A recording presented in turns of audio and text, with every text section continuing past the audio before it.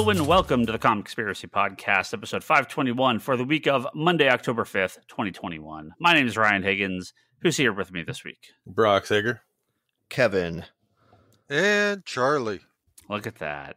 That's about as normal as an intro as you could possibly have. It's been a while. I know. Like smooth. It's like it's good we took that break. Yeah, sorry about not being on last week. Brock was moving. Yep. He was kind of not really fully set up and exhausted. I was helping him on Sunday, and I was like, "Oh yeah, no, not recording tonight, right? No. Okay, yeah, fine. Next week."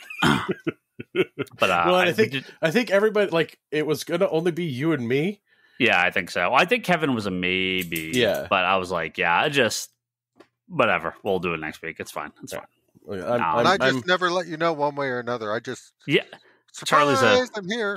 Charlie's a mystery. He's an enigma. Yeah, and I didn't want, you had been moving for multiple days. I was not going to have you be like, oh yeah, by the way, we do a podcast at 9:00 tonight. Get set up. And I'll be like, so we're talking about. Yeah, exactly. Well, we were kind of, I mean, the rain hit us now, but when we were starting to unload that last load, I was like, yeah, this is the last load, right? Because that rain's coming. And it did start to rain a little bit, but I think it sprinkled a little that weekend, but we got it big this past weekend. So, we got just a ton of rain for Northern California. We got like 80% of our yearly rainfall in the last 24 hours or something crazy. It's ridiculous. Well, this isn't the Rain podcast. This is the Comic Conspiracy Podcast, and we of course have to cover. I'd say at length, because there's just a lot of topics, but at length, DC FanDome 2021, the second, I assume now, yearly DC fan convention, online streaming convention. I think these have been very well received and will continue to happen. We don't... Is this...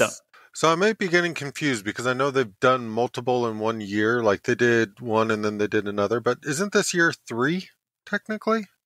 Or am I getting this really turned around now? No, I think this is the only real FanDome because they did the one last year because of COVID. They're like, we're not doing Comic-Con, we're not doing any of this stuff. Let's do this FanDome. I mean, I think they've done some little live stream stuff, but the yearly FanDome, this is the second one.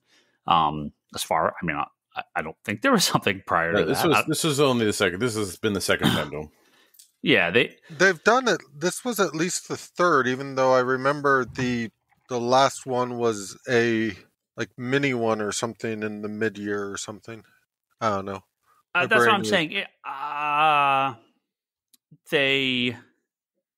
Because they had pulled like some content that was supposed to be on the original FanDome and then did it 3 months later. Or yes, technically. A Wonder Woman 84 FanDome happened in December, which had a bunch of Wonder Woman. It was basically like a Wonder Woman spinoff. If you are familiar with the Nintendo Direct, the now 10-year-long running, Nintendo are like really, they absolutely nailed these and kind of created, I think, like the modern, template for these like super fan events. This is sort of like DC's version of that, but they, all pre-recorded, super high quality. So yeah, the Wonder Woman one was like a special, but this is the second actual FanDome. So, ton of topics to talk about. We're gonna kind of quick hit these. If someone has something specific to say about it, we can kind of we'll talk. I'm sure there's a couple we're gonna say more about than others, but I just kind of want to cover what was covered at DC FanDome. So this is all it's mostly movie and TV stuff, but there's some comic news in here and video game and other stuff. So we'll get through the biggest stuff real quick.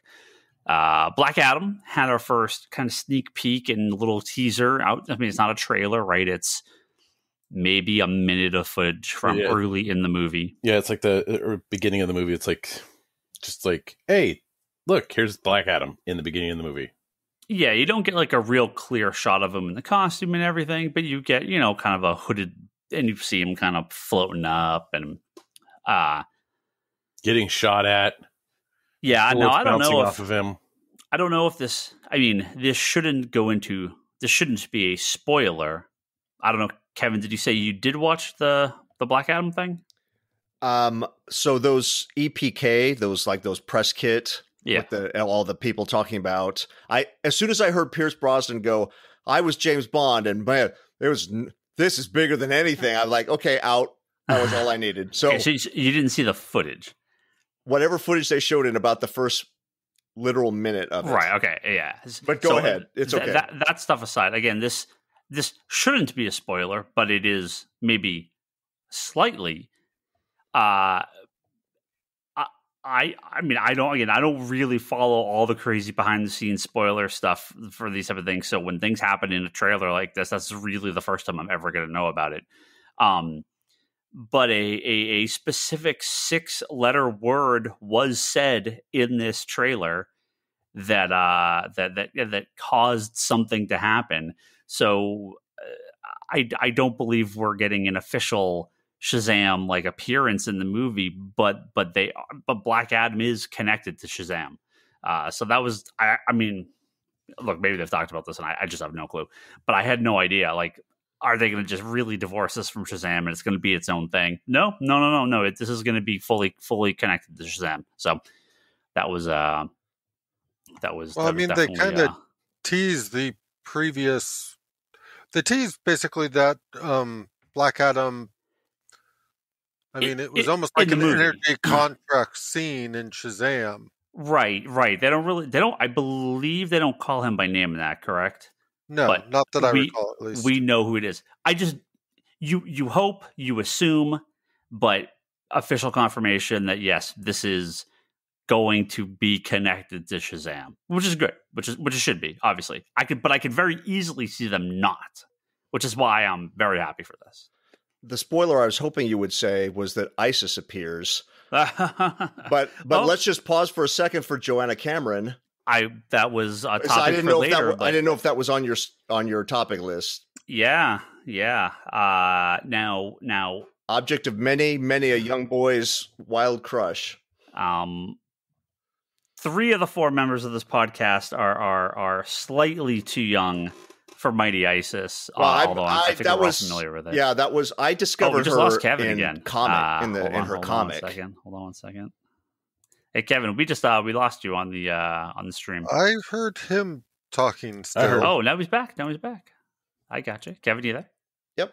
All right, that was super weird. Yeah, I don't know. He went mute on my side. That's all right. We'll keep going. All I was going to say was I discovered Isis through the comic, not through the TV show. Okay.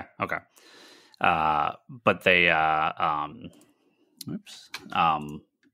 actress that played Isis, Mighty Isis, and she was in the Shazam show like once or twice, right? Well, it was called the Shazam Isis Hour. But she got her own episode. She had her own show. Yeah. Right. On the back end. Yeah. But was she actually in the Shazam show? I thought she was like once. Did they do like part where they were both on each other's show or something like that? I thought that's what it was, but I could be wrong. Hey Brock, please Google Mighty Isis. was Shazam ever in Mighty Isis? Don't use the word Shazam. Just type Mighty Isis in your Google search. Giving Brock some homework here. But yeah, she passed away. Which is unfortunate. Isis is one of, I feel like we've talked about this in the podcast too, but maybe not. Isis is one of those characters that, like, first of all, the name, that character will never be called that again. She's just cursed. But like, I don't even know who owned the right to the DVDs. I don't know if that's a Warner Brothers thing. I don't know if they can reissue it. I mean, she's been a DC character, so I don't know the specific history right now of who owns the TV show, but so I would hope. So the Secrets of Isis TV show that you're talking about, yeah, they crossed over episodes with Shazam, the regular Shazam. Let's see, right? They appeared in the other show, right? Yeah, like there she was appeared, there was a crossover. Yeah. I thought she did. I thought there was an episode where they did release a DVD of the complete series in 2007. Yeah, and the DVD's been out of print immediately, and it's been out of print ever since. Yeah, unfortunately, I have a friend that has it, so he's gonna let me borrow it. That was one of my missing DVDs to burn from my collection. So Nice. I didn't mean to derail us from FanDome, but I didn't know she was on your topic list. And I thought she deserved a shout out. Yeah. No, all these superheroes. Yeah. It's always sad when they pass away. I just don't. I would love HBO Max to get that show. I mean, I'm not expecting to like remaster it or anything like that, but you have it if they have the rights to it. Just put it out. All right. We got a little bit of talk about the new season of Flash, which maybe it's not going to be the last season. I have no idea. But of course, the big news from FanDome, the biggest news of all, Barry's getting his yellow boots. That after 8 seasons, Flash is getting comic accurate yellow boots. Finally, our national nightmare is over. What? Those red boots are gone. How are the red boots bad? When was the red boot thing bad? Red boots are fine, but they're not the yellow boots. We're getting comic accurate costumes. So is he going to have like those really thick treads too? Like those just... Hey, it looks good. It looks good in the CG promo poster for it. So got a little bit of info on Aquaman in the Lost Kingdom coming out December 16th, 2022. So they showed some stuff with Jason Momoa, concept art. No footage or anything like that. I was not expecting. I was not expecting to see anything of that. We did also get a little bit more of the Aquaman King of Atlantis animated TV show, which has the potential to be like too terrible. Maybe not. It looks pretty funny, but it's kind of not my thing. Although Flula Borg is going to be in it. He's playing Mantis apparently, so like that's cool. I like Flula Borg. He's very, very funny. It's just got that like it's just not targeted. It's not targeted at us. Let's just put it that way. It's got that Adult Swim. But you love the robot. You love that Robot Chicken Adult Swim like DC joke stuff. I could be wrong, but I don't even think it's necessarily Adult Swim. I think they did I'm assuming it's the same animation studio who did the most recent attempt to bring back the Thundercats. It could be. I don't know who it is. But it just in general, it is very much I would say sort of the grungier Cartoon Network style. Yeah.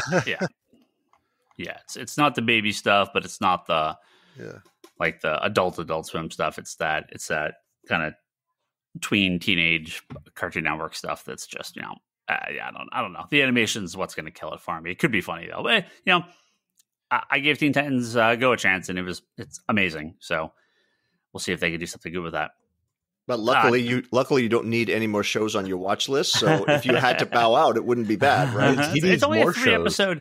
It's only a 3-episode special, so not too bad. Oh. Yeah. Milestone, one of the few comic things that actually got quite a bit of talk was Milestone and Milestone Media. Denny Cohen and Reggie Hudlin were there to talk about for quite a bit about their upcoming comics, the new products coming out for Milestone, and for the comic books. There's going to be new seasons for all the TV shows. And there's actually going to be a Milestone animated feature. So one of those, I assume, straight to DVD, straight to HBO Max animated DC movies. Because, the DC does a couple of them a year.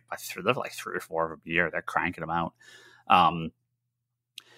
But there's also the Milestone Initiative, which is I'll quote from DC here, a new venture created to develop the next generation of comic book artists, writers, colorists, editors, and more, in a partnership with Ally.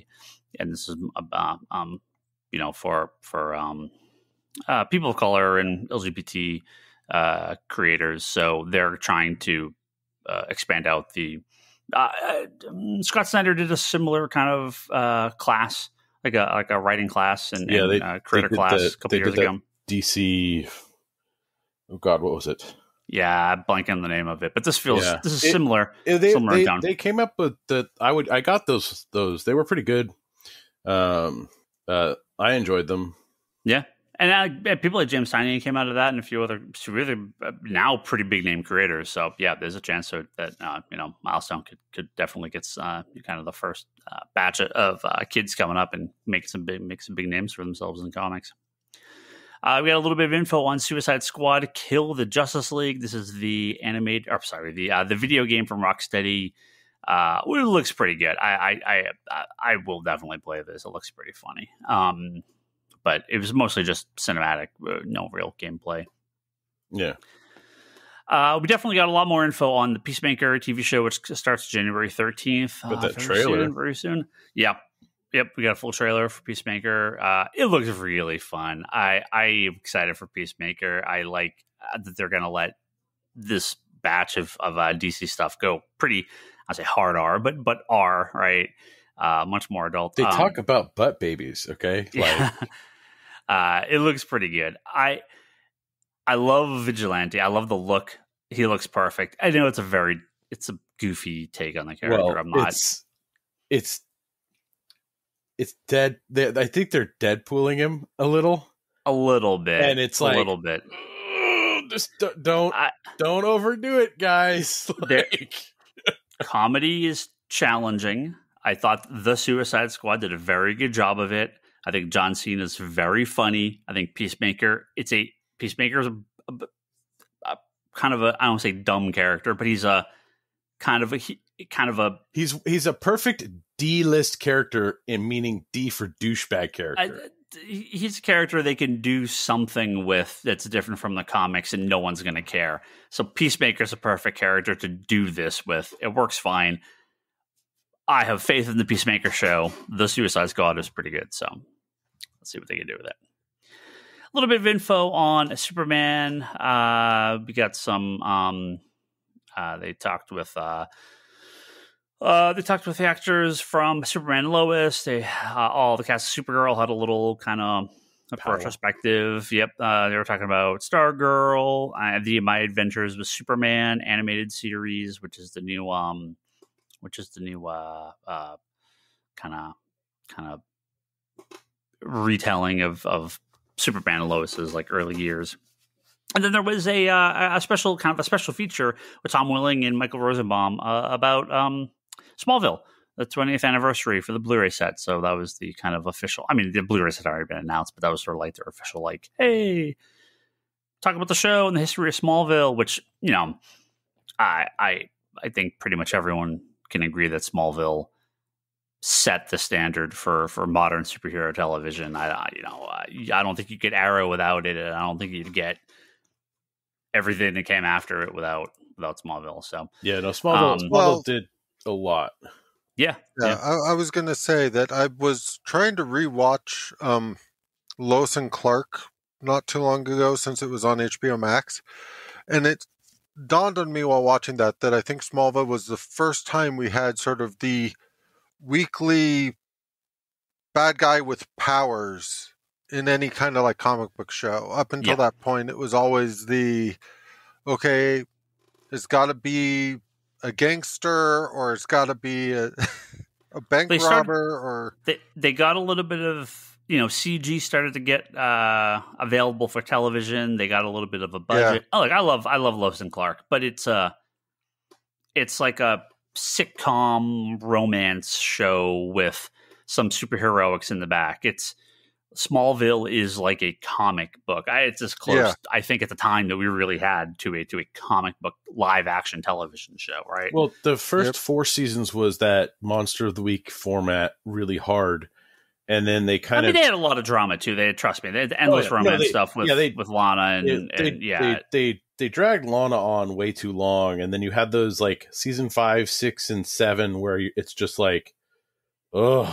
And then like they finished really well with like 8, 9, and 10, You know, they couldn't get the DVD sets down on that damn show, so they're like all over the place. So I everyone who has suffered through getting those and having them look horrible on their DVD shelf might be happy that there's a collection now that's nice and uniform. Oh, no, I got the DVD set a long time ago. They had like a full set that was fun. Yeah. And I think it'd be nice to I'm sure the Blu-rays look pretty nice. I know the high def release of Lois and Clark that's on. That's the one that got on HBO Max, right? Yeah. Because I have the DVDs for Lois and Clark. It's one of the ones I had burned recently, and oh boy, man, tough to look at. Is that because of DVD quality or Dean Cain? Well, I'll just Photoshop Dean Cain's name and face out of those episodes and just pretend it's someone else. Yeah, pretend it's someone else. Have Leanne cut you a like Nick Cage's face. Just do Nicolas Cage the whole time. Yeah. Now, if there was a controversial moment during FanDome, it was this next part here, and to me, I think it's perfect. We've had many slogans through the years for Superman. Real comic fans know that truth, justice, in the American way is not a comic book thing. It was only used in some of the live action stuff, and was it even radio in the radio? Yeah, was it the Adventures of Superman? Is that where it first appears? I mean, I wouldn't doubt if it was something like attached to like propaganda during like wartime and stuff like that. It's very 50s. Yeah, he's had various taglines that are similar in some of the television shows. I think dramas. I think it's the radio. Yeah, is where it starts. Where that comes from. Yeah. But DC is giving Superman and the Superman family a wonderful new tagline to be used across all media going forward. And it starts, I believe this was first in the Jon Kent Superman Son of Kal-El #1, if I'm not mistaken. I believe that's where this first appears. It's truth, justice, and a better tomorrow. And if you have a problem with that, you should really, I don't know. The only people mad about this are people that have never read a Superman comic book and are not comic book fans. So hopefully no one listening is mad at this. But if I can think of anything more than what Superman stands for than truth, justice, and a better tomorrow, well, I don't know. I can't think of a better I phrase just for him. Loved hearing about this and watching Fox News programmers freak out about it. Like they were putting it in the category of like Christmas fighting and all that other like stuff that they complain about. And I just laughed my ass off at it. Of course, I'm watching comedy stuff, like comedy, like Closer Look and Stephen Colbert late night stuff snippets when I'm seeing this stuff. But it's like, oh man, just to see them squirm. Oh, it's so beautiful. Well, you know Brock, what? Really, Brock go ahead. Go ahead, Gav. I was just going to say, as true Superman fans know, he only patrols America and saves lives here. Well, because he can't, because Black Adam stops him from going everywhere else, right? Yeah. The rest of the world's on their own. Superman's American only. Yeah, because China has their Superman, and Black Adam patrols the other. What's the place? Yeah, Kandak. Yeah, so Superman doesn't go anywhere else. Right. He's never in space either. Nope. Well, over the last 30 or 40 years, I don't know, the American way doesn't have quite the same ring into it that it used to. So, well, and plus, if it's something that's created, I think that radio serial is the same. Also, the origin of Jimmy Olsen comes from that radio show. And you're talking about something from 1940 in the middle of World War II. Yeah. Just like Under God and the Pledge of Allegiance in the middle of the heat of the Cold War. Things grow out of the time that they're kind of seated in, and times change. And it's so weird to look at, and not to get political, so let's just keep it focused on comics. It's so odd to see how desperately people cling to things that weren't there all along, but have kind of become in people's minds baked in as an essential ingredient of something. Well, so I looked it up, and it did come from the radio serials, in the early 40s as a way to cheer on the American military efforts in World War II. So it was part of the propaganda machine, basically, to, you know, I mean, Captain America did it. Like, all of the superheroes at the time were fighting, you know, the Axis and all that stuff. So, and then it was revived in the 50s with the TV series, going against the Cold War. So it's always kind of been a propaganda thing. Yeah, but my point being, it has nothing to do inherently with Superman. Yeah. It's all a response to outside events and people getting so freaked out, like they've turned Superman into an African American as the main Superman. And you know, if that happened, that's Earth 23, right? Outrage. That's Earth 23, right? Yeah, but I mean, right, it's the same thing with the Jon Kent reveal. Mm. Yeah, the average person doesn't. Well, the average commentator doesn't realize the nuance of this stuff and that they're different characters and where the stuff comes from. So anyone getting mad, I mean, they just don't know what they're talking about, literally. So yes, literally. yeah. Truth, Justice, and Better Tomorrow. Good tagline. Let's move on to DC's League of Super Pets animated series coming up. Man, I love me some Super Pets. Now, again, this is a kids thing, but I hope it has super fun. And pets in it. You'll watch it. Dwayne Johnson, Kevin Hart, Vanessa Bayer, John Krasinski, Diego Luna, Natasha Lyonne, Kate McKinnon, and Keanu Reeves. That is a lineup and a half. With all being, they're going to play all the Super Pets. I'm really excited for this. DC, I mean, Warner Brothers Animation. I mean, they just kill it. So I got high hopes for this. A little bit more info about Doom Patrol season 4. It's coming back. There's not a ton there said about that. Season finale Doom Patrol season 3 is soon. I have not started this season yet, so I really need to get on. I started it. It's one of my next shows. Odd and weird and Doom Patrol. So yeah, that's Doom Patrol. It's good. It has Brendan Fraser swearing all the fucking time. It's great. Of course. Plus, they added Michelle Gomez this season, so I'm very. Oh yeah, right. As what's her name? Madame Rouge. Madame Rouge. Yeah, yep. We got our first. Wait, Charlie, is the Brain and Monsieur Mala in it? Spoilers. Oh shit! Well, the fact that you said that they are. No, I haven't even watched an episode yet. Comic accurate. Okay. Are you serious? Yep. Wait. Are you being serious right now? 100%. Yes. Okay, guys, I'm out. I got to go watch this.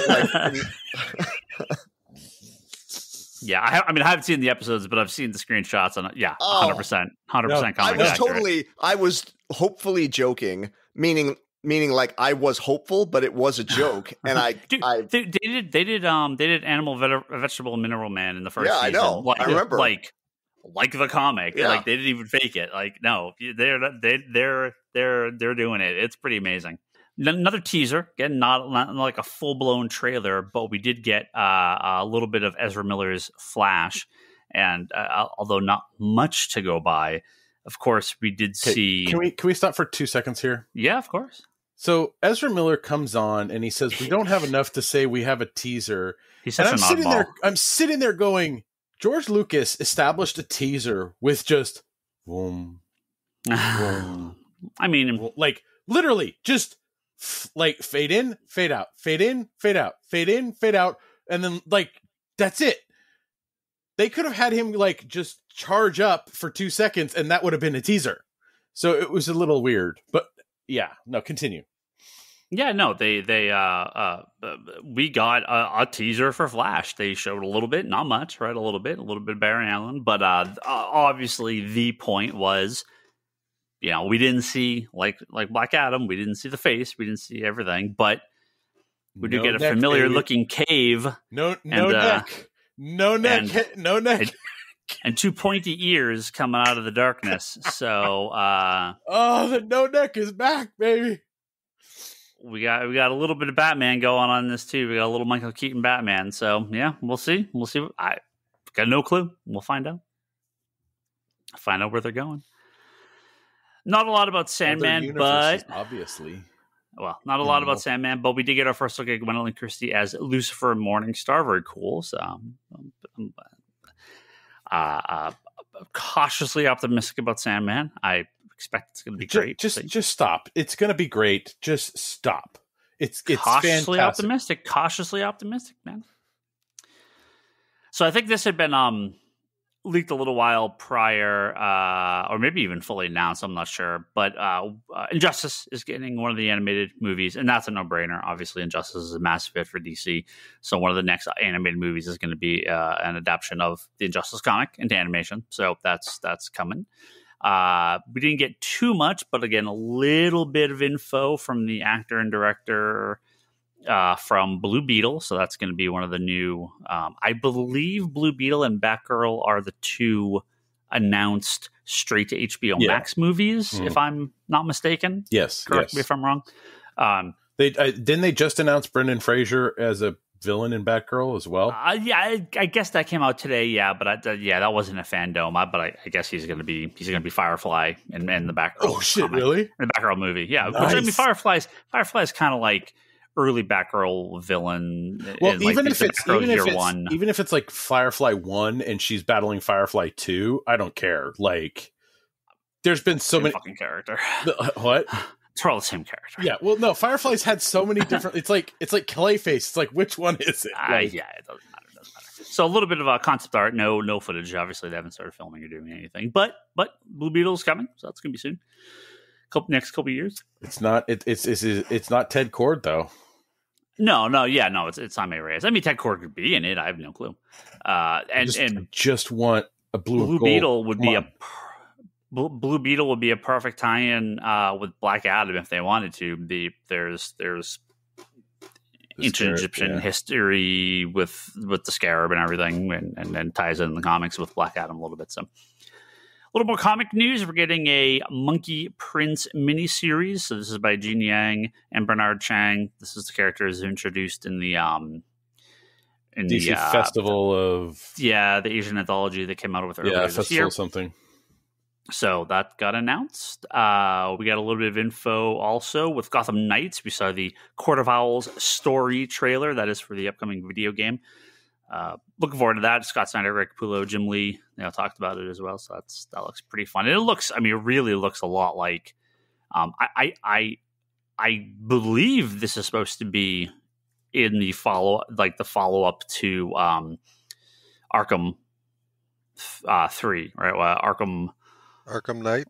Arkham Knight, yeah, Arkham Knight. Thank you. Because it is Batman's dead, right? Oh, spoilers. And so this is like the Bat family doing their thing. Also, Jim Lee has a Batman Joy Division T-shirt, which I must buy. So thank you, Jim Lee. Another Joy Division homage T-shirt for my collection. Did you buy it? I have not bought it yet. No, I need to buy it though. It's online. I can find it anywhere. It'll sell out by the time you go to look for it. Nah, T-shirts. They're just everywhere now. Like, people just copy them and put them on like 1,000 different websites. Batwoman season 3 is coming back. A little bit of info on that. And I didn't even put the Batwoman stuff on here. I don't know.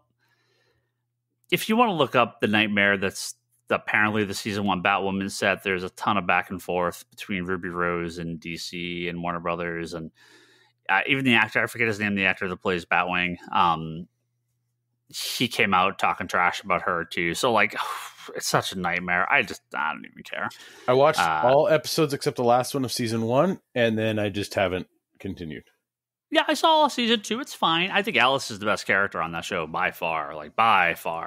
Her plot in season 2 wasn't great. They did a bunch of crap with the island from the Batwoman comics that they go off to. Yeah, it's all right. But we'll see where they go with season 3. It's fine.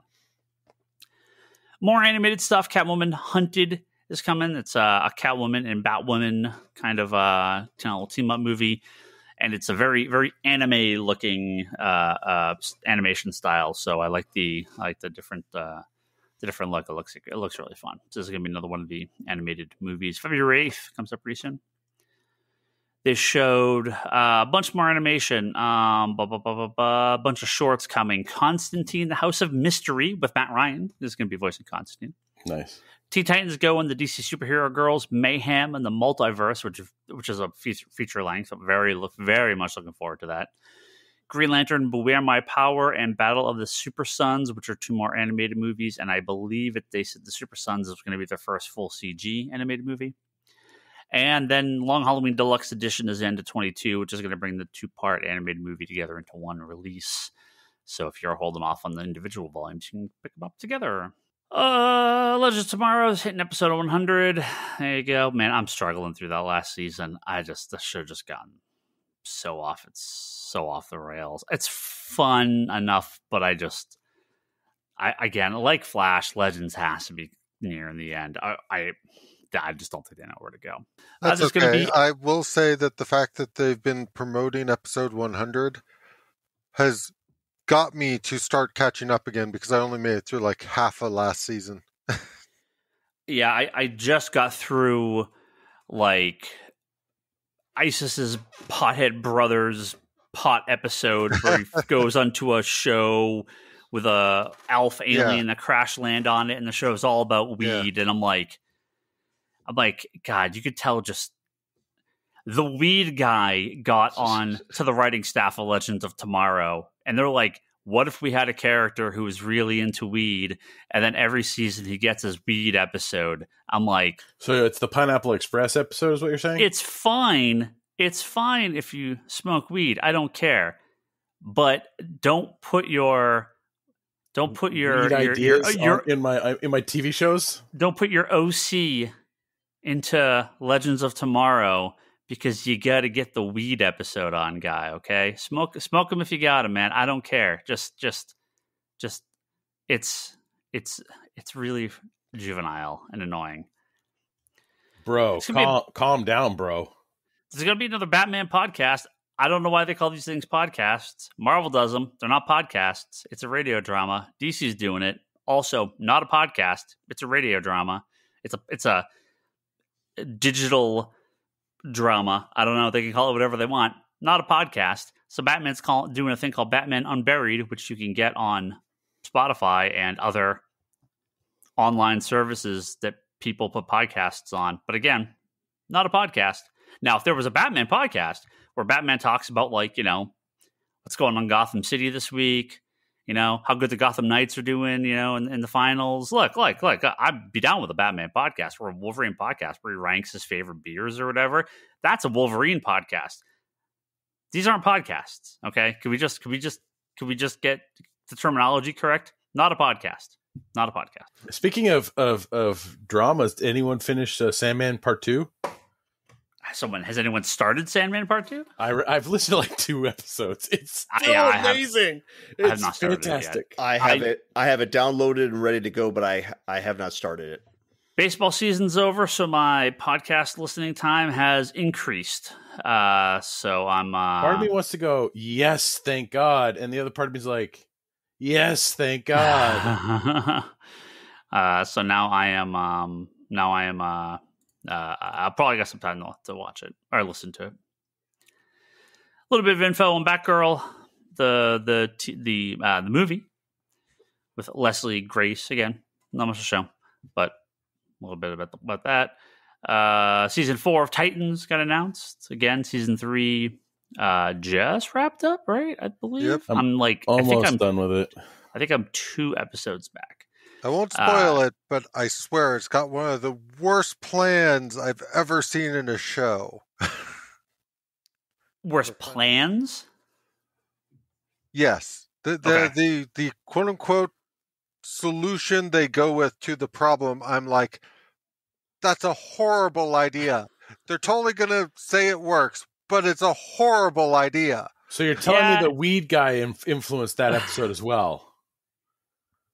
There's some of season 3 has been a little wacky. 3 has been all over the map. Like it like the jump of like, all right, we're watching this, and then hey, here's Raven. You're like, what started? Yeah, it started really good, but it kind of, I don't know if they just like, oh shit, this plot's not going to be nearly enough. We need more. We need like 3 other side plots to expand out these episodes because we don't have enough here. And you kind of wonder. I just want to wonder. Question of Charlie, real quick. Charlie, is it ever explained or rectified about the flooding in Barbara's office? Not that I recall. Ugh.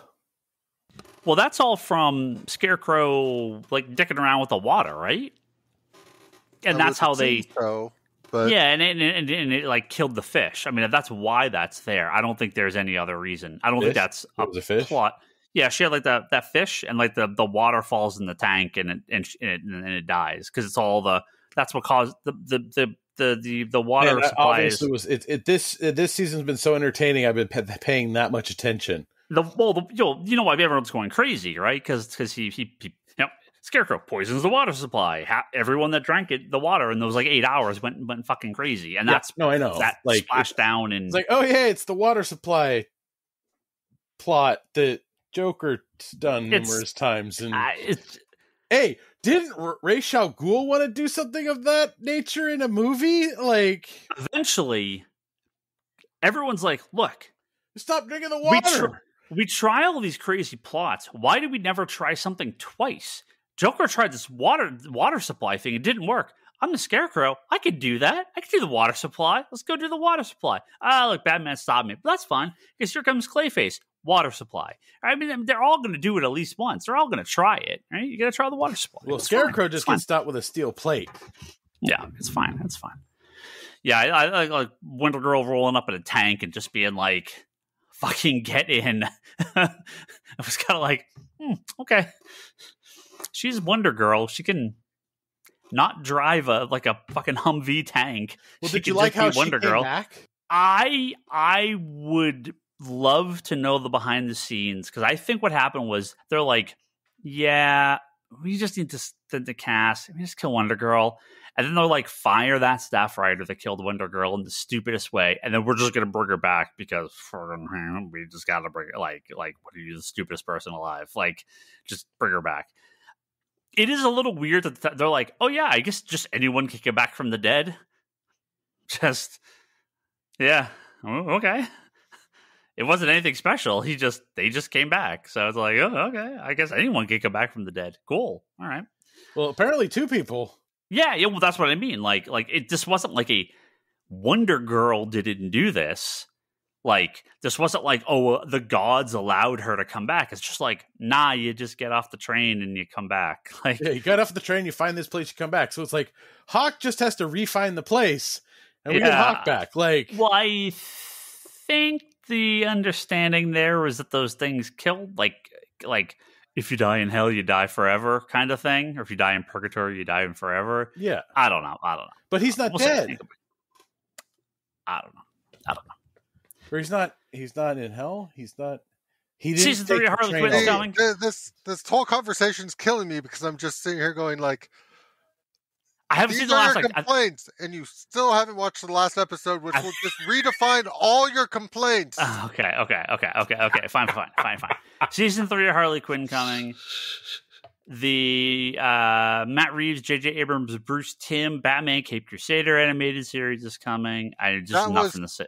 Crazy, the fact that Bruce Timm had the I want to say audacity, but I'm not sure if that's the right word, but the fact that he claimed it's going to be more Batman the Animated Series than Batman the Animated Series. Yeah. We just don't have a lot of info on any of that stuff, so it's like, not much to say. DC Direct McFarlane Toys, that they're coming back, so McFarlane's going to start doing new figures again for DC Direct. I mean, we heard about this a while ago, but we actually got to see some figures, which is great, so that's coming. Is that Catwoman wedding dress statue coming? One of these days. Son of a... Now, this was a big surprise. Not only did we get the trailer for Young Justice Season 4 called Phantoms, they also dropped the first 2 episodes at the same time. Now, I have to go back and rewatch Young Justice from the beginning. I watched Season 3 and was like, the fuck is going on in this show? I don't have the slightest idea. Like, they didn't even attempt to recap. They're just like, drop you in like you knew exactly, like 15 years hadn't passed. I don't remember a goddamn thing from season 1 or 2 of Young Justice, so I will hold off on. Just watch the recap videos; you'll be good. I will go back and rewatch the whole show. It's fine. Yeah, I did a whole rewatch and then watched season 3, and now started season 4. Yeah. little bit of info on DMZ, a little bit of info on Naomi. Not a lot to say, but we got a kind of a first look at Naomi. But again, it's just not. They're not like full trailers or anything like that. Just not a ton. Speaking of Vertigo titles, excited for DMZ. I'll totally check out Naomi. The comic was fantastic. So if the show is half the comic, that'd be great. But speaking of Vertigo titles with DMZ, Vertigo titles, you have the Why Last Man in news. It wasn't a FanDome, but it's on the list. Not part of FanDome, but we can talk about it if you want. Why the Last Man canceled after one season at Hulu, and ratings were not the reason. Apparently, it was just because of the cost and contracts. Yeah, because the show had been delayed for years, and they just didn't renegotiate. So, I don't know. That hiatus on Saga was worth it, wasn't it? Why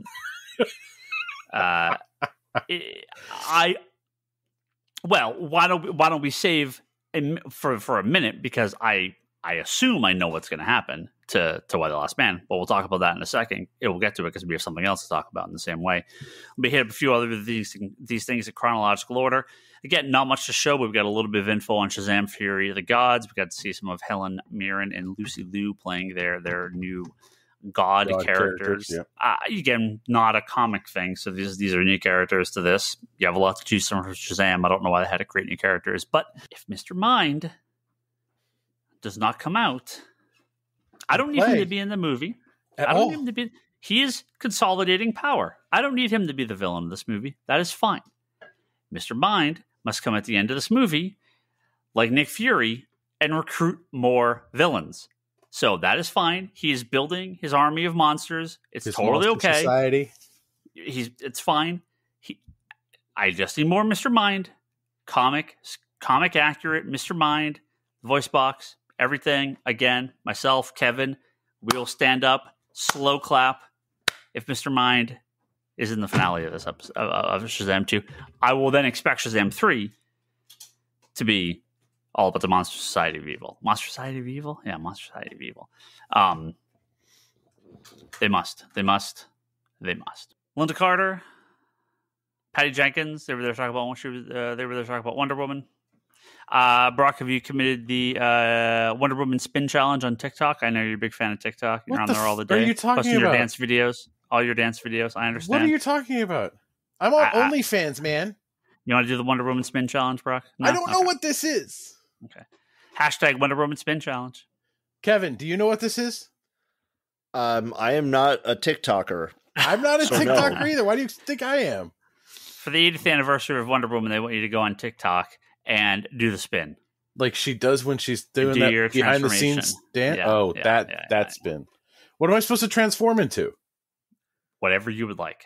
Oh, dear God. Wonder Woman Trial of the Amazons. That is an upcoming event in the comic books with Wonder Woman and Yara Flor and all the other various, Nubia and all the other various Wonder titles are all going to be part of this event. Nubia 1 was good. I read that one. Yeah, it's in my stack. I haven't read it yet, but art's fantastic. I did flip through it. It looks great.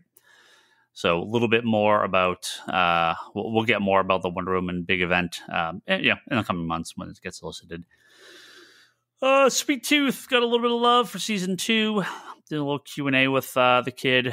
What's his name? Christian Convery. So he plays Gus on Sweet Tooth. Still waiting for that Sweet Tooth talk. Whenever you guys finish, we'll talk about it. Well, okay.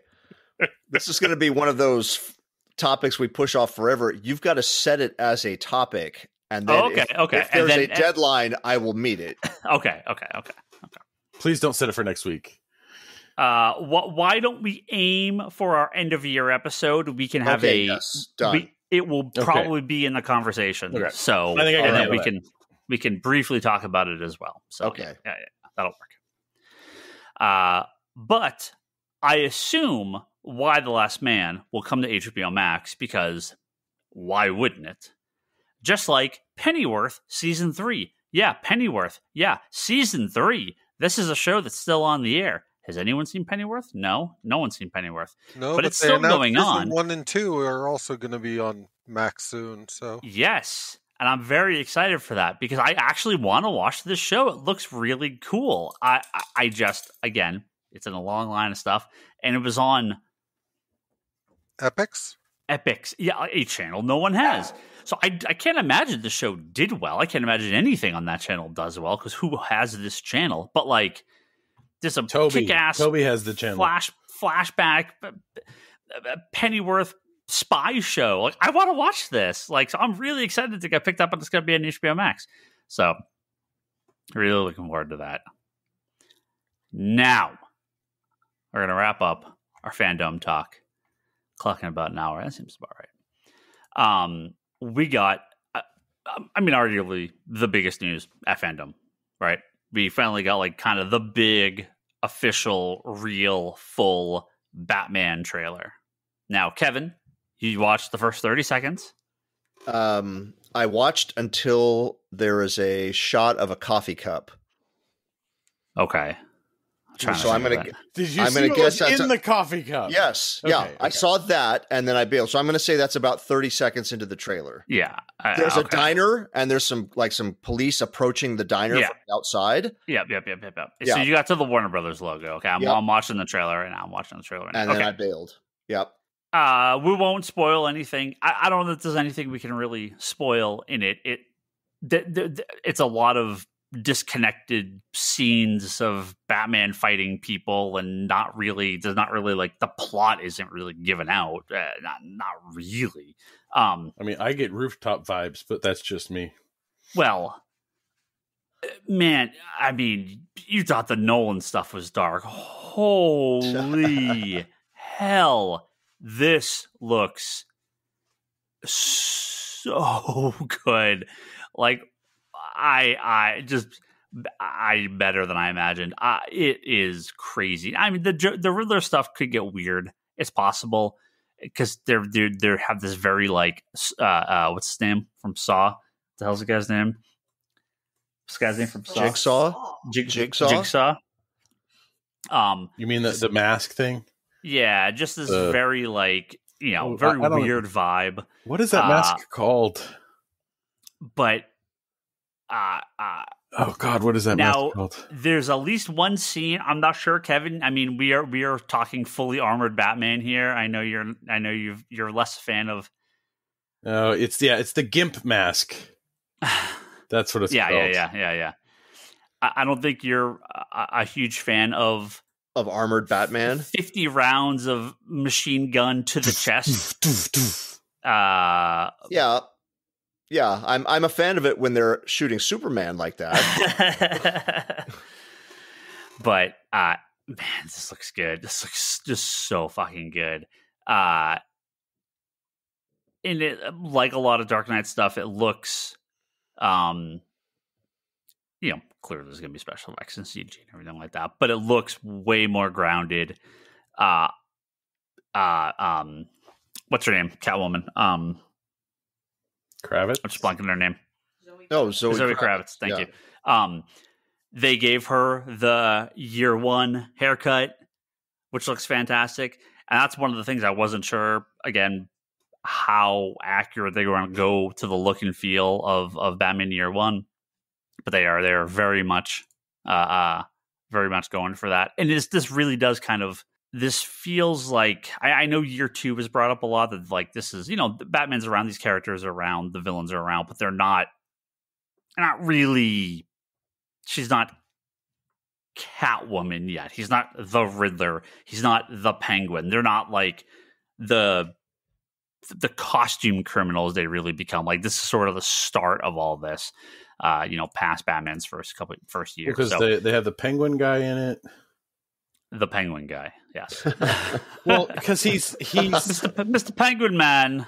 Because it's like it's a gang. It's the Penguin mixed with the gangster mixed with like. Yeah, this is very much. It's a combination of it, and it's like, yeah, you get what they're going for, but I'm like, the Riddler is the Gimp.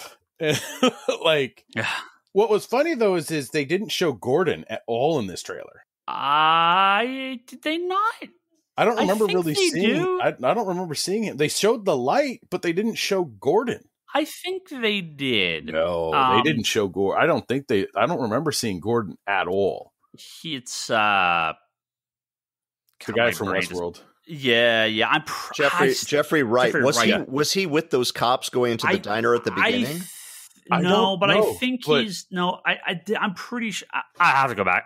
I'm just looking. I'll be just watching the trailer. I don't remember seeing it in there at all. Either way.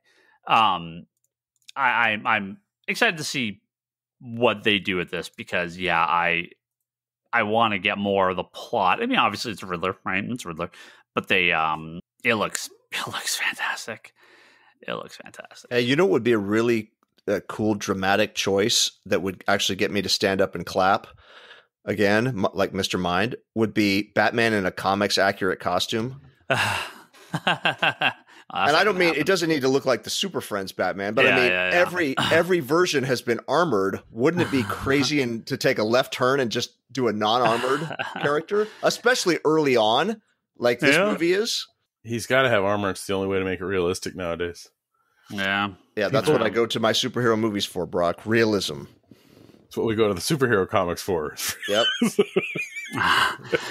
Yeah, it's more realish to some degree. I don't know if it's realism, sorry, but it's at least Batman would need more armor and gadgets to do this in the real world. This feels very much in line with the Nolan stuff. Yeah. Very, very much in line with Nolan for me, stuff. I think everything in this movie looks, interesting and amazing.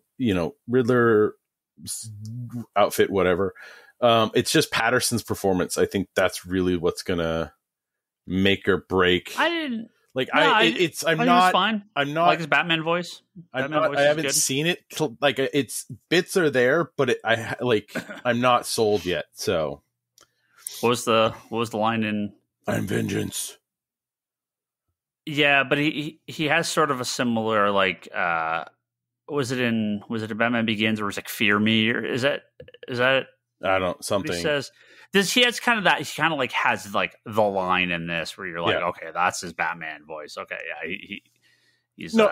But again, it's just seeing how he is as Bruce, seeing how he is as Batman. It's one of those things where it's like Michael Keaton played it amazing, Nolan played it amazing, right? When you have Ben Affleck to a point for at least Zack Snyder's universe did well in both roles. So it really just, I mean, hell, George Clooney even says he's like, yeah, don't watch my Batman. He's like, well, it's bad. I think Batman, I don't want to say Batman's easy to play, but I think Bruce Wayne is the challenge. And they've all done a good job of a version of Bruce Wayne. Right. Robert Pattinson. Yeah. A young Bruce Wayne. Absolutely. Of course he, young, handsome Playboy millionaire. Yeah, sure. Robert Pattinson, of course. Why not? Totally fits the role. What I think really, really sold you though, Ryan, on this was, I think the music in the trailer, I think is what sold you the most. Did it? Did you listen to the music at all? Yeah, it's good. Okay. Did I miss something? It's got your feel to it, man. That goth, drawn out stuff. Does it? I don't know. Sounded good to me. I don't know. I have no idea who's doing the score. I have no clue. It was a good trailer. Charlie, any thoughts? I mean, you pretty much covered it. I guess I'm not quite as excited as you are, but I think a large part of that is I just feel like this is what we get now from these movies. Even looking at the Gotham TV show and that kind of stuff, it feels like they're recycling a little bit of we're going to do early days of these characters and that kind of stuff, which I feel like that's pretty much what we get every time now. Yeah. Well, maybe we could see the Waynes die again, and that's everyone's favorite part of the movie. Give me pearls. The pearls just shattering. Haven't seen that enough. Must have the pearls. I'm not quite sure what inspired him to become Batman. Maybe we could explore that a little more. It must have been those pearls. Every Batman movie, someone's first Batman movie, Kevin.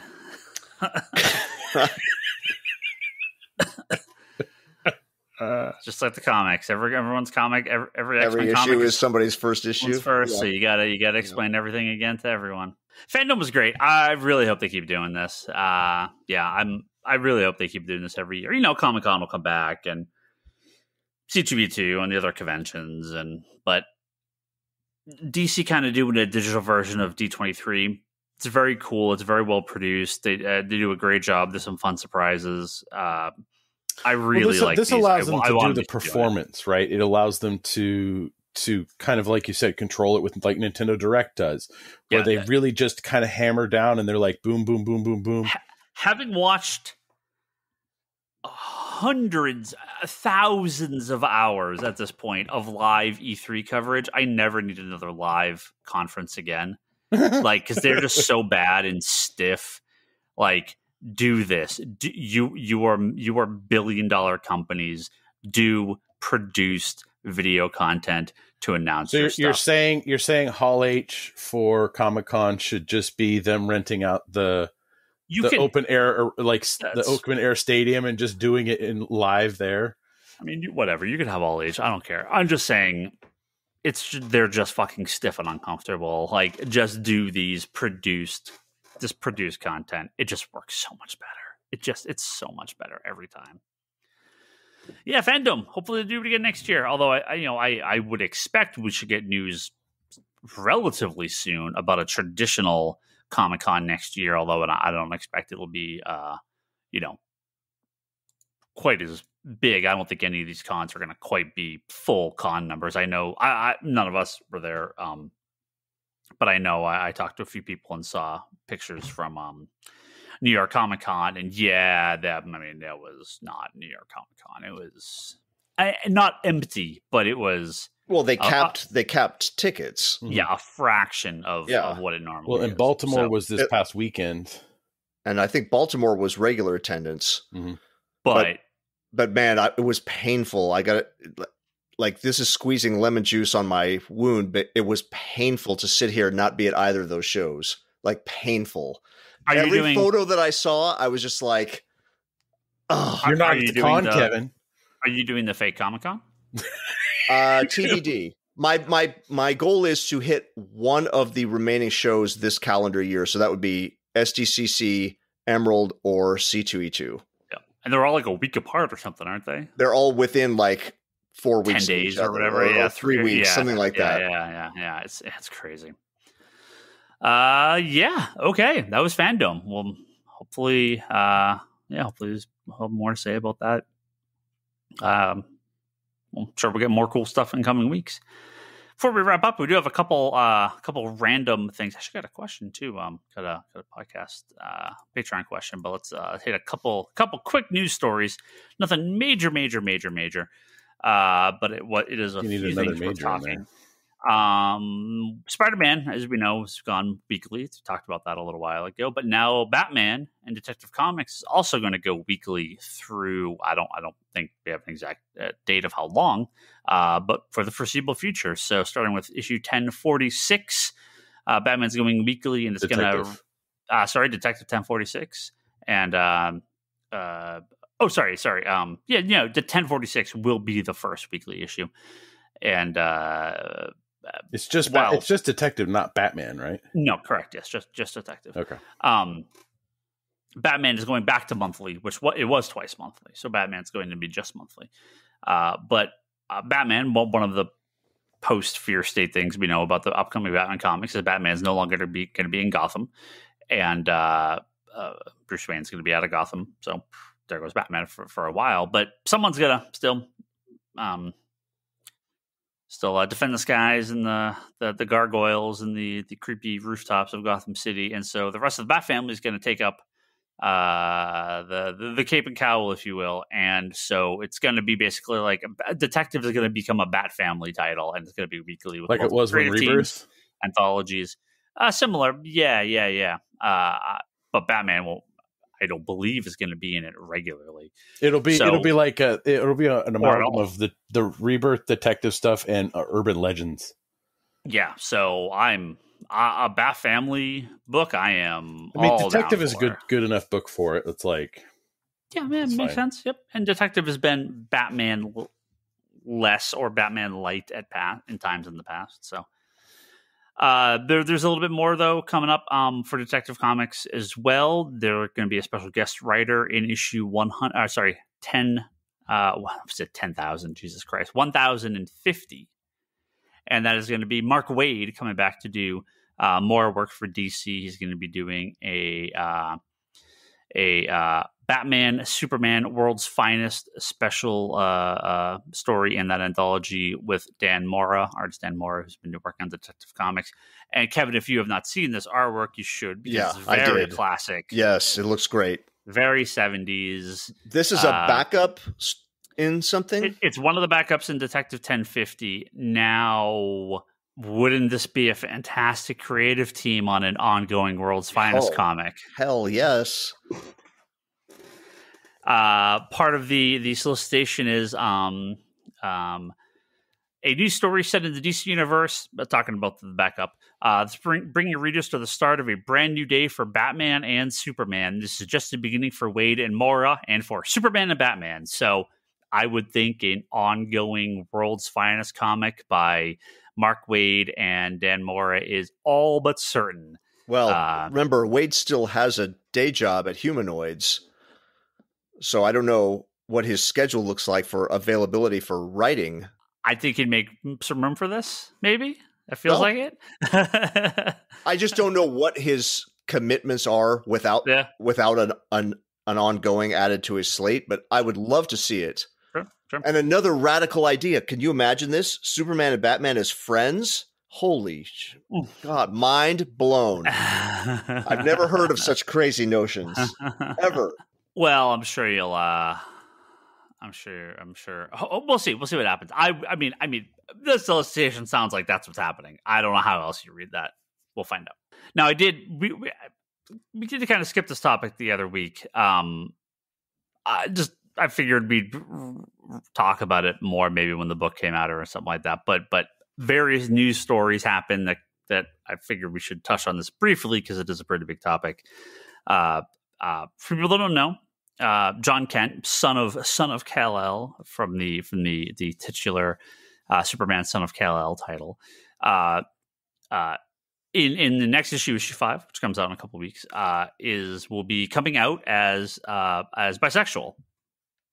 Cool. All right. Perfect. That's great. Awesome. New character, newish character. They've been trying to get more inclusivity and more exposure of various different types of people in comic books. So not a bunch of straight white men. This is great. Unless you're the colorist on the title and you're on Ethan Van Sciver's video cast. Yeah. Hey, you know what the best way to lose your job is on a comic book is to talk shit about the company on a live stream. So the colorist of the first 4 issues of Son of Kal-El seemingly parted ways with DC Comics after some let's say less than non-inclusive commentary about the state of DC and the comic industry. Well, no, it wasn't inclusive for straight white men. Sorry, straight white incel men. If you're on Ethan Van Sciver's video live stream, prepare to not work at any major comic book company ever again, because you're kind of playing with some terrible people. But funny enough, we actually did get some promo art, and then they resent that promo art a few days later, recolored. So he actually got fully removed from that issue. And now Hi-Fi Studio is coloring Superman Son of Kal-El 5. It was pushed a week, and I'm sure the recoloring had a little bit to do with that. So, was it also pushed a week so FOC is better for stores? No. I mean, it was post FOC. It got bumped a week, but it's fine. It's fine. So yeah, not gonna cry over that guy losing his job. Sorry, don't be a scumbag. But that's cancel culture, man. It is called consequence culture. Insult your bosses and get fired from your job. That's how it works. Brock. I insult you all the time. Charlie. Good luck. Good luck firing me, considering trying to find somebody to replace me. It's like Toby. I just fire him all the time, and then I rehire him. Never fire him. He doesn't actually work for me, so it's fine. It's fine. Not DC related, but friend of DC related. James Tynion IV also has his, and this is what I was waiting for. Actually, I knew this was going to happen eventually. Self-published horror anthology comic, Razorblades. Well, Image Comics is now going to publish a deluxe hardcover collecting it. So there you go. If you didn't want to jump through the hoops to try to order that book, you now have a normal way to get that. Just was that Tynion obviously is huge. Is that the stuff that's tied up in the digital stuff, or? No. It was a self-published horror anthology he started last year, like right when the pandemic hit, or right before. I think I can't remember exactly when it started, but it's very recent. But yeah, they I'm very happy it's getting a real collection, because you get some good people that was working on that. But they were impossible to get. I mean, it was like limited, like 500 copies or something stupid. Like it was super rare. And yeah, I think before we get to our question, I think there's really only one other topic. Has anybody checked out any of the Dark Horse stuff on my list on Comixology? I read We Have Demons. Mm-hmm. We Have Demons. We Are Demons. We Have Demons. We demons, or we are demons. I don't know. It's we something. I don't have it in front of me here. The Scott Snyder's first digital Comixology comic. With Greg Capullo art. Yes, I did read that. It was really good. It was very, very over the top and goofy. It was fun. Yeah. Looking forward to that physical release. I think everybody's like, cool. When's it coming out to stores? Because No, it's a fun first story. It's a fun first issue. There's like this big plot. You're kind of given a lot of info up front, and it's like, well, okay, Scott and does that a lot in the first part, like in the first. Yeah. You're set up with a ton of info, and it's like, okay, and then the knob gets turned, and it's like, oh, here now the story's going, and you're like, oh shit, okay, this is really over the top and goofy and funny, and not like bad funny, like it's like it gets crazy very fast, and you're like, okay, yeah, you know where you were going with this. Kevin, you were saying something. Oh, I think I dropped out. I had to reply to something when you were talking about Jon Kent. Oh yeah. Sorry. Not about the colorist. I don't even want to touch that.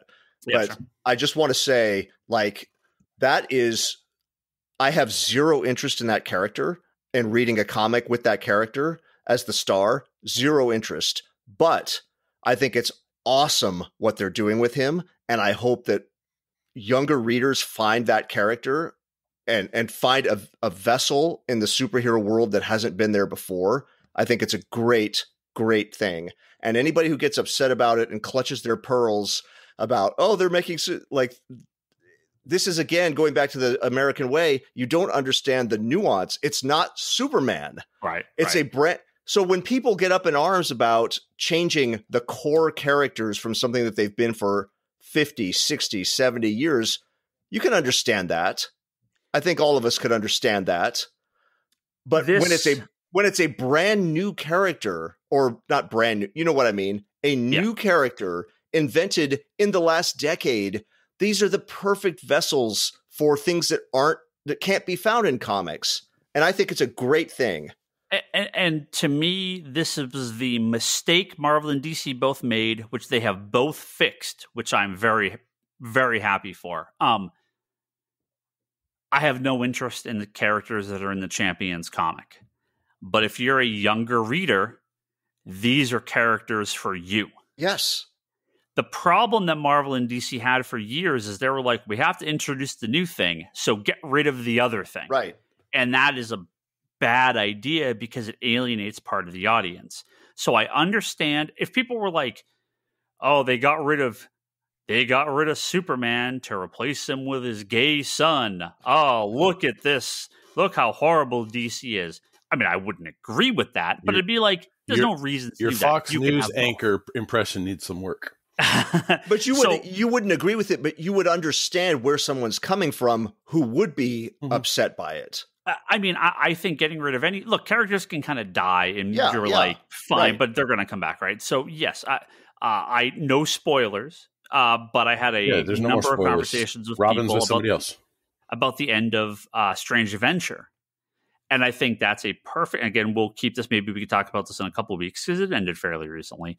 But that's a book that ended in a way where you're like, I could see fans of the character of Adam Strange kind of having problems with this story.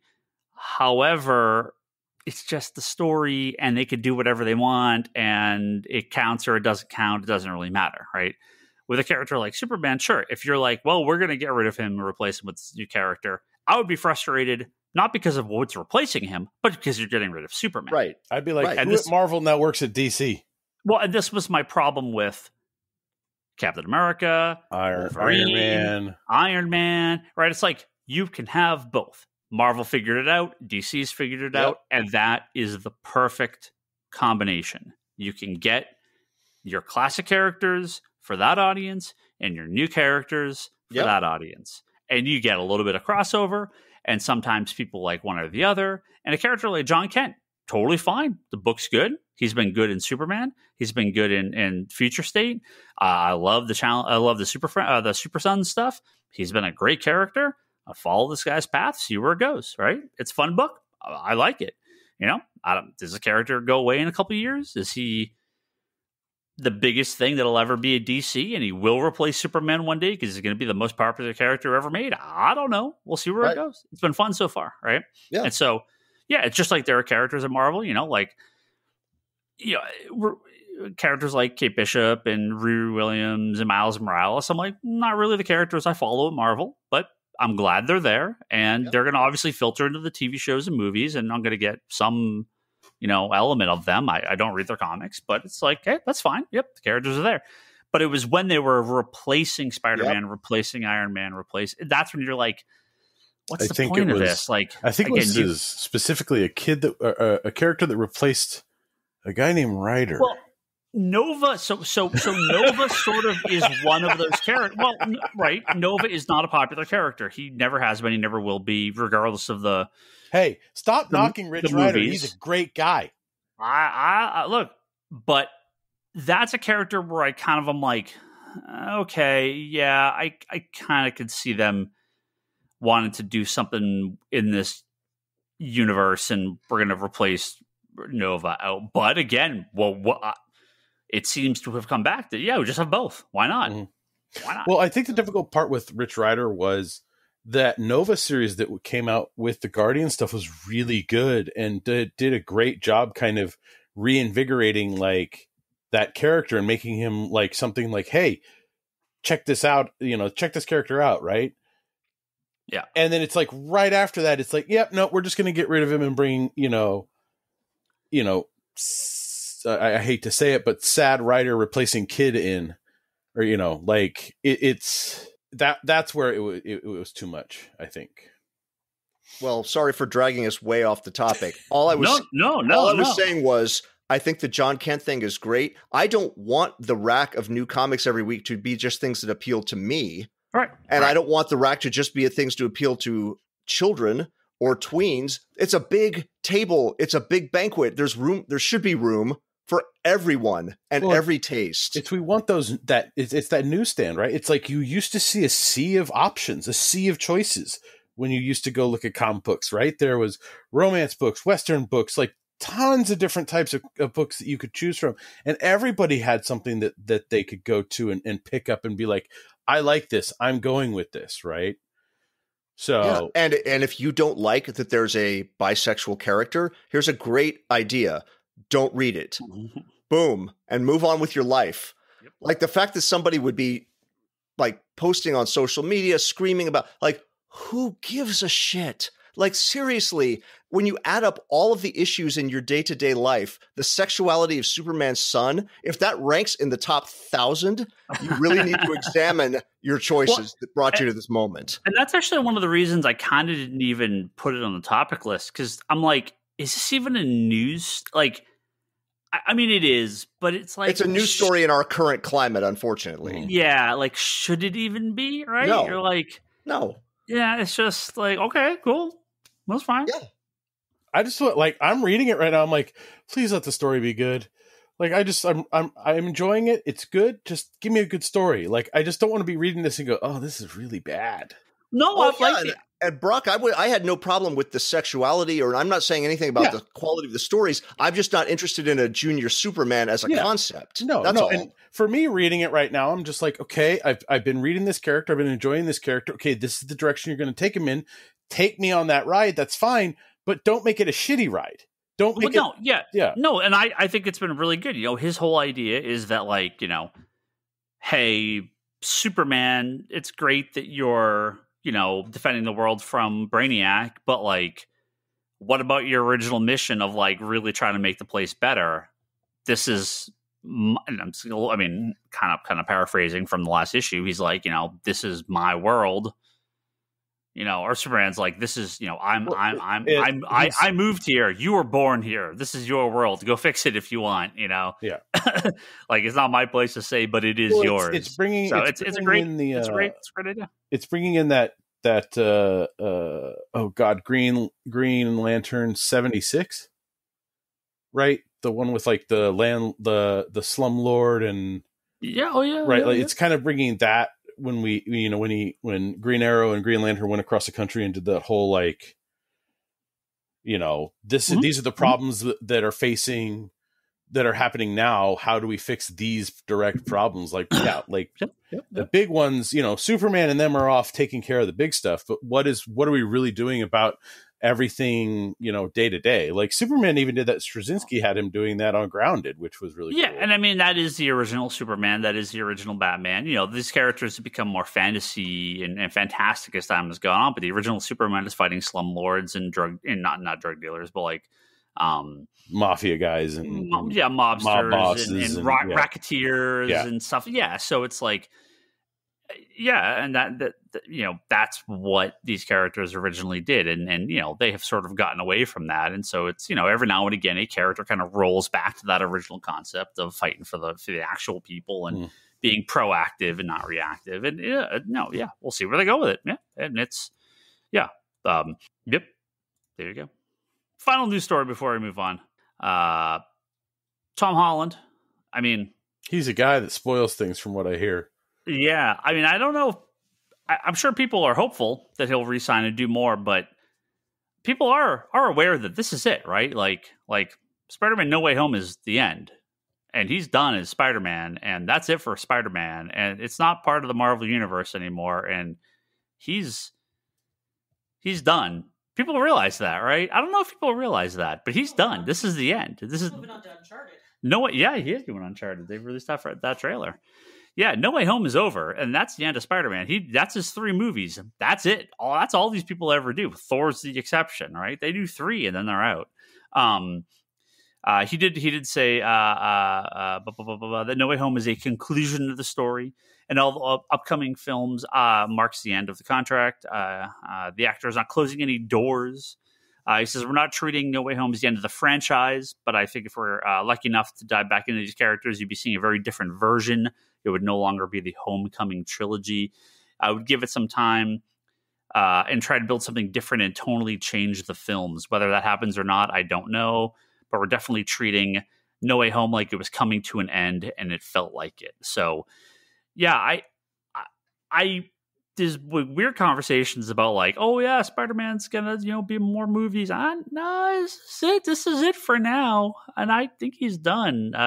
It just feels like the studios are avoiding doing a Sinister Six movie. I think it's just. Well, this is their way to get them all back very quickly. And so there's going to be like $1 billion. There will be another Venom, I'm sure. There's going to be other Spider-Man related stuff, but isn't there a Mobius movie coming out? That still never came out. You mean Morbius? I wish there was a Mobius movie coming out. That would be great. Well, you're getting more Mobius soon. Yeah. I'm a little surprised just because, and you can correct me if I'm wrong, but my expectation when they re-upped the contract between Sony and Marvel that we would see Spider-Man in another actual Marvel production.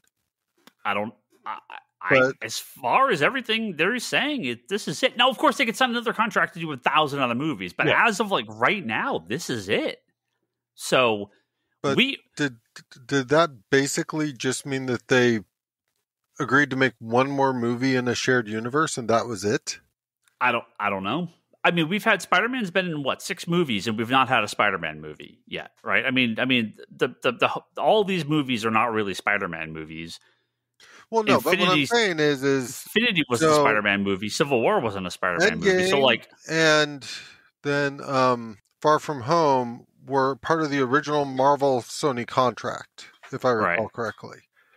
And it was a big deal because Sony wasn't re-upping, and then they made a big deal about how Tom Holland had kind of reached out and got them back to the table. I'm just surprised that getting back to the table was literally for one movie.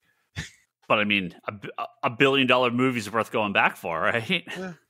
I had assumed, like the original contract, that it was more of a Spider-Man can appear in our movies and our characters can appear in the Spider-Man movie kind of thing. Yeah, I mean, I think maybe Venom is a bigger push for them going forward because they'll do more of them. But I could see the end of this. I could see 2 things happening at the end of this movie. One, they recast Spider-Man, so we already there's another Spider-Man that's going to be around. Or 2, they age up Miles, and now it's a Miles Morales trilogy. I think that's the more likely scenario. Not to say that we'll never get Peter Parker back, but I just feel like that's a more likely move. I'm just very, very curious what the contract between Sony and Marvel was at this point. If it's just for this movie, or if it's for more movies, just not just Spider-Man. I mean, I think that's it, right? I mean, I think it's over. I view the home trilogy as the Marvel team up movies because you have Iron Man in the first one, you have Nick Fury, in the second one, and the third one's going to be Doctor Strange, right? So you have that Marvel Cinematic Universe team-up movies. That's what these are. So who knows? This could be, like you said, Marvel spinning out of the Spider-Man universe and Sony taking Spider-Man, and doing their own thing, or like with a new version with Miles, with, there's plenty of things that they can do going forward with Spider-Man after this, especially with the breaking of unleashing of the multiverse that they're going to be doing in this movie. So there's a lot of potential. They're not going to get rid of Spider-Man. The thing makes too much money. No, of course there's going to be more Spider-Man stuff, but I just don't think we're going to get a Marvel Universe MCU Spider-Man movie thing any time soon. Right? I just don't think we are. They're licensing, so Disney's going to have the streaming rights to all the movies and all that stuff. So that maybe is part of the contract, but I think the Sony movies are just going to be their own little Sonyverse, and yeah, maybe Tom Holland will come back and cameo in some of that stuff, but I just don't think they're gonna. Yeah, he'll be back to be best buds with Human Torch. Yeah, no clue what they're gonna do. But yeah, just I do like Tom Holland, and like I said, I would like to see a more traditional Spider-Man movie. I feel like we haven't really got one. So we got to see Bandai again. We'll see.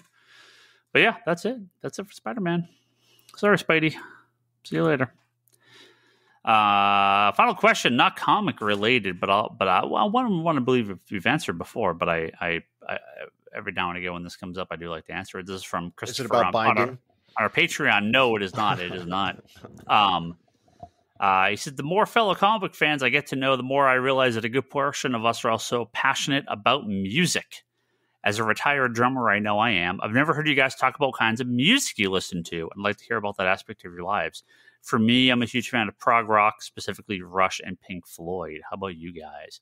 And man, I feel like we talk about music, I say regularly. I feel like it comes up often enough. The last time I remember talking about it was when we did that All Questions episode. Oh, yeah. That was out a couple of years ago. That was pre-COVID. Yeah. Somebody asked about like favorite concerts. I think somebody wrote in about that, Maybe, something like that. All right, Ryan, tell him your music taste. So I am very much 80s alternative, new wave, goth industrial, bunch of white British people. And that gun song.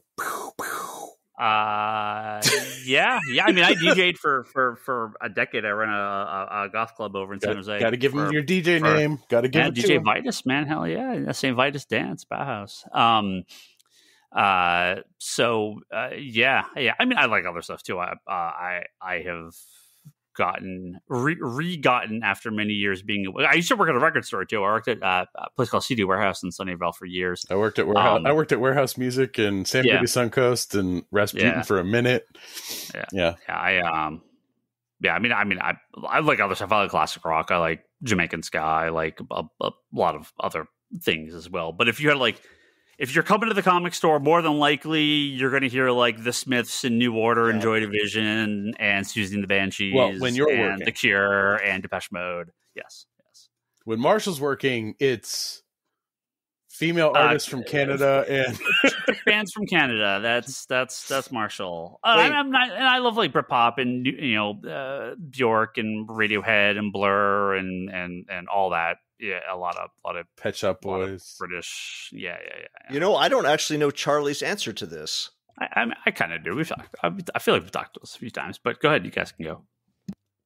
I mean, my answer kind of hops around. I tend to get obsessed with one thing to listen to for a while. Like right now, I would say one of the things that I've been listening to a lot of is a band called Churches, which is CHVRCHES. Yeah, Traverses. Yeah. I've been enjoying some of their music and stuff recently, and for a while there I was listening to a lot of Queen. Sometimes I'll listen to some country. It jumps around based on whatever happens to get my attention at the time. Brock, why don't you go ahead? Me? Oh God. Everyone hates it. I listen to country music. I listen to rock music. Everything Ryan listens to, I listen to. And then I scare the crap out of him when I know something like, oh God, what was that band that made up language band again? Cocteau Twins? No, the other one. Starts with an S. Oh God. Made up language? Yeah, it's like they sing in their own language thing. Oh, that's Cocteau Twins. No, the other one. I don't remember. I don't know. Anyway, like I've surprised you a couple times with my knowledge of stuff. Oh yeah, you're listen to a lot of horrible music and some not horrible music. Yeah. I mean, I listen to current pop, hip hop. I'm a wicked rock. Music snob. I am. Oh, you are like horrible music snob. Like you hate top music now. I mean, I listen to unlistenable. The one thing I appreciated about working in the record store, CD store, whatever you want to call it, was just it kind of exposed me to a lot of different types of music, and so I just kind of listened to what I like some like folk music might pull in there for a little while. Like I think Charlie, like it's kind of just whatever I'm feeling like I kind of just gravitate towards on like my Spotify, and I just literally like songs and then hit shuffle. I just kind of throw all the music I like into a pot and listen to it. So I will say this though, our reviews on Google and Yelp and stuff often mention the fact that we have really good music playing in this store. So there's that. So, but yeah, Kevin. I'll kind of branch off the Ryan tree a little bit. Like my all-time favorite bands are The Police, The Velvet Underground, The Pretenders, Bowie. Much like our friend Scott Snyder, I love Elvis, Presley. Well, Costello also, but Presley.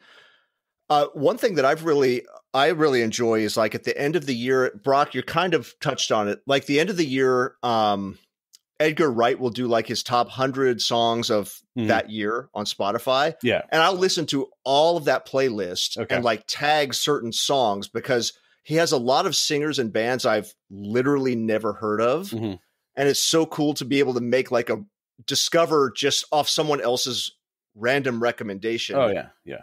So I've built starting with that system, I have over the past maybe 5 years built up not a huge one, but a substantial LP collection. And what's super fun about that is that, because God, when's the last time you just did what I'm about to describe? The activity is listening to the music. It's not like you have it playing while you're driving or working or whatever. You're putting on the record and the activity is sitting and listening to the record and then standing up and turning it over. It's almost like meditation in a way, because you're not doing anything else but listening to the music. That's just a super, that's why I haven't gotten to Titans season 3, because I still have records to listen to. Oh man, that record surge of people wanting records and LPs. Oof. Oh yeah, no, it's an explosion, man. Yeah, if I needed one more thing to collect. I thought you were already collecting them. I have a couple. Not a ton. I mean, I'd say I probably have 50, so I don't want to present myself as one of those with like shelves, bookcases full of records. Do you have the now playing like stand with the light and next to your record player? Not. Okay, I did buy a turntable in the last couple of years. So, but I don't have it what you're describing, where it's like got the album sleeve is like on a little easel. You have to. It's for the Insta, man. You got to post that. Oh, that's right. You're right. It's not for my pleasure. It's for presenting it on social media. Yes. That's why you do it. That's why you do it. Never unsubscribe to anything. I'm trying to remember the life lessons I've picked up. Never unsubscribe, and it's not about your pleasure. It's about the presentation to an outside audience. Exactly. Okay, gotcha. That's why we do this podcast. Yeah. It's not for our pleasure, certainly. I was just fascinated by the fact that earlier in the podcast, Ryan admitted he doesn't have a cable channel. I mean, it's just not. I don't think it's available to us. I just have like the maxed out Comcast. I mean, I don't have like all the sports channels, but I don't know. No, he just doesn't care enough to go hunting for a cable station anymore. He's like, is it on my streaming services or what, man? I might have cable TV, but where is it on my streaming services? I mean, I know there are channels you can add, but I'm like, I didn't add any additional channels. Subtract channels, especially certain channels. Yeah. No, I don't think you can do that either. You can't. That's why I cut cable. Yeah, I think it's a paid streaming, but a paid cable, but it's not part of any of the packages, so I just don't have it. Yeah, I would watch one show on it, and now it's going to be an HBO Max. All right, so one song you're listening to right now that you enjoy. Not listening to a song. I'll listen to. Just listening to the dulcet tones of all of these. No, I'm trying to like give our listeners something like, what is a song and group that you're listening to right now? Like, oh God, I don't know. I can't think of anything. So I listen to the same 12 songs I always listen to. One of them happens to be The Cure. 6 of them happen to be The Cure. It's true. Okay, I will say Echo and the Bunnymen. Any specific song or album? Little lipstick sugar there or something. That's not good. What is? I see they're going to be on tour next year. Yeah. Ryan, we can have this conversation another time, but that is probably not something I'll be passing up. What is my? Does this have? Well, no, I didn't listen to music today. Sorry, I was not at the store. What is? Heartless Bastards are currently on my Spotify, but that would have been Marshall. God, I don't even know. What's song number 1 on Daily Mix? Black Planet by Sisters of Mercy. Hell yeah, what a song. Oh, what an incredible song. Charlie, what's yours? Well, as I said, I've been listening to a lot of the churches, and there's a churches song with Robert Smith called How Not to Drown. Yep. Oh yeah. And Charlie, remember, it's Chiverches, please pronounce it correctly. Chiverches. I refuse to pronounce it correctly because the late night people don't pronounce it correctly. Then that's how I actually discovered them. is one of the late night people had them perform, and that led me. It is churches. I just because they spell it with a V. I know it's weird.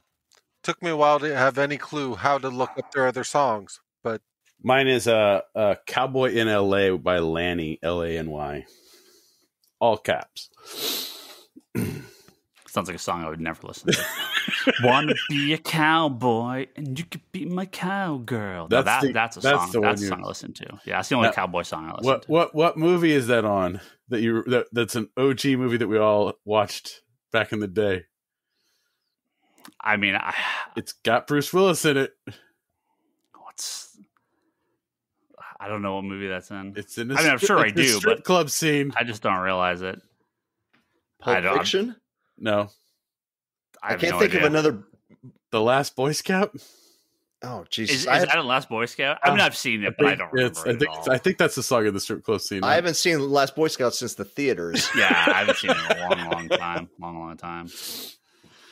Okay, enough music talk. Yeah. Let's get out of here. How dare you veer off of comics? This isn't the Club Story podcast. This is the Comic Conspiracy podcast. Real quick, did everybody see Dune?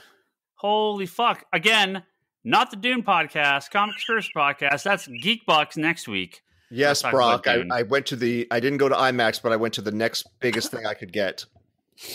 All right. And sign us out. Great. I'll be watching it on HBO Max this week. Thank you to our top tier Patreon backers, Joe Duff, Craig Anderson at Clear Path Coaches, Jimmy Rivera at the Social Forum Podcast, and Talon Bray. I'm sorry. Thank you all very much for your continued support. Talon better pray at this point. Whoa. If you want to go to patreon.com/Comic Conspiracy, you can kick us a couple bucks and help support this podcast. Head over to comicconspiracypodcast.com, Apple Podcast, and Spotify for all our previous episodes. And head over to comicsconspiracy.biz, B-I-Z. That is our store website. You can purchase some comic books on there for mail order, pickup, whatever you want. Yep, good stuff. A lot of comics out. We are stocking up for Christmas as much as we possibly can. We've got a lot of stuff. It is going to be dry this Christmas. Everything is out of stock. My reorders. Kids are going to love gift cards this year. Let me tell you. It's not going to be able to buy anything. That's fine. Everything I reorder and enjoy it. Everything I reorder, it's like, nope, not available. Nope, not available. Nope, not available. Out of stock, out of print. ConspiratorBrock.com. That's Brock's blog, video pull list, unboxing videos. Maybe taking a little bit of a break. Yeah, I've been MIA for a little bit because of moving. But I should be back on soon. Wanderers in the Fourth Dimension. That is Charlie's Doctor Who podcast. You could check that out. And Kevin has a weekly interview series called Between the Panels at fanbasepress.com. A lot of good creators on there being interviewed by Kevin.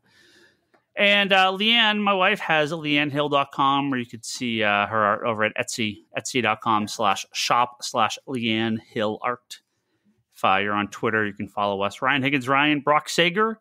Charlie is Insanity and Chaos. Kevin is that Kevin Sharp, and the store is Comics Con Store. And check out Geekbox. Like I said, I know we're going to be talking about Dune next week, and our good friends over at Manga Machinations. Thank you all very much for listening to this podcast. We will talk to you next week.